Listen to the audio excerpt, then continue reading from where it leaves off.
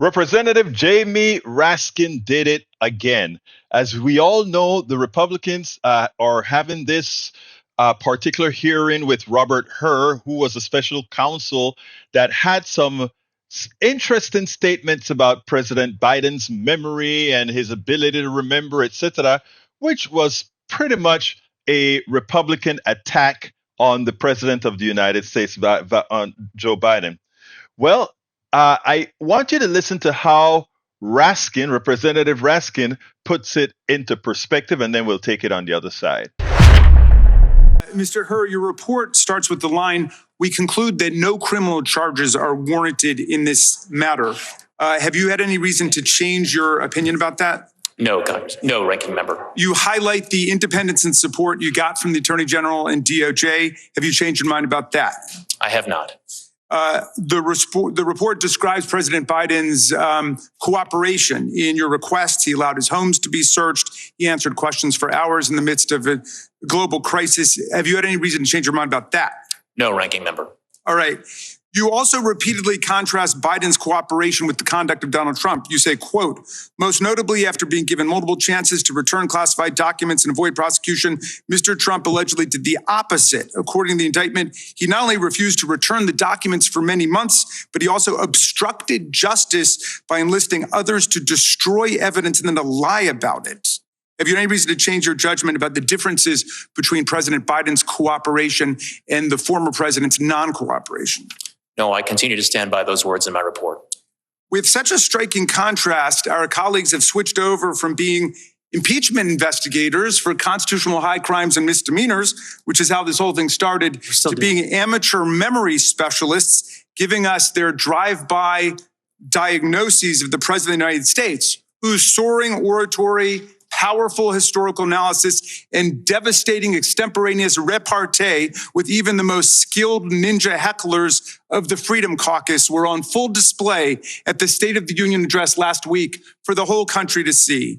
The desperate quest to invent an issue is a distraction from the 91 federal and state federal charges that Donald Trump faces now, his staggering civil court losses in New York now totaling more than $500 million, and his full-blown embrace and romance with authoritarian dictators and communist tyrants all over the world, from Viktor Orban in Hungary to Vladimir Putin in Russia, the former head of the KGB, to the communist dictator of North Korea. It's not this, my friends, this is a memory test. But it's not a memory test for President Biden. It's a memory test for all of America. Do we remember fascism? Do we remember Nazism? Do you remember communism and totalitarianism?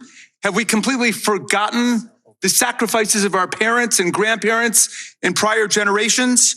Well, we play pin the tail on the donkey in this wild goose chase. All of these silly games. Donald Trump entertains authoritarian hustler Viktor Orban at Mar-a-Lago for the weekend, and Orban comes out to declare that if we indeed sleepwalk into another Trump presidency, Trump will, quote, not give a single penny to Ukraine. That's what all of this is about. It's about trying to pull the wool over the eyes of America, because the tyrants and dictators of the world are on the march today. So who wins with this ludicrous, embarrassing spectacle? Orban wins, Putin wins, Xi wins, the tyrants of the world win. They have one more reason to celebrate Donald Trump and his cult followers who've completely lost their way. They're looking for high crimes and misdemeanors.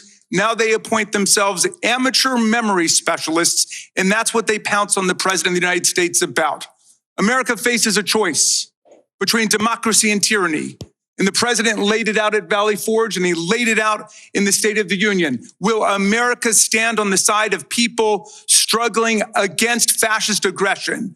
Will we stand with the people of Ukraine against Vladimir Putin, whose filthy war has meant the kidnapping of thousands of Ukrainian children, the murder, the slaughter of thousands of Ukrainian civilians, and the attack on an independent sovereign democracy? But we're not working on that today. We're not standing up for democracy and human rights and international law around the world. No, we're trying to play memory detectives. to parse the language of a president who the whole world got to see at the State of the Union address directly address the real questions of our time. And it is democracy versus dictatorship. And all of the autocrats and the theocrats, all of the kleptocrats of the world are together in league against American democracy. And we have to stand up for American democracy against these stupid games. There's nothing like the eloquence of our good friend, Mr. Jamie Raskin. Drive-by diagnosis by the skilled ninja hecklers of the Freedom Caucus. I mean, I kind of dropped some of the words, right? But they failed. Because if people had not heard the president give the State of the Union speech, it would be different.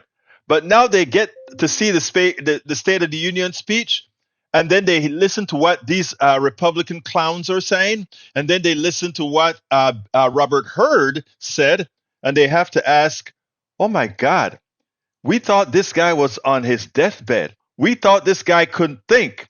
So now what has happened is everybody who sees the report, everybody who listens to the president talk about to the Republicans talk about all the things the president can't do, or him being senile or not being able to do the job, looks silly. But what's even better, what they did is the Democrats put out a montage of all the little crazy things Trump would say, all the slurring of the words, all the inconsistency. It was all out there for everyone to see.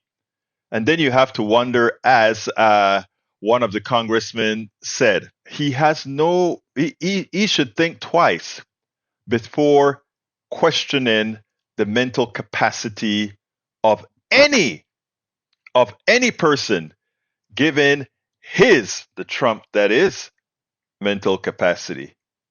And that goes for the Republicans who are on the attack as well.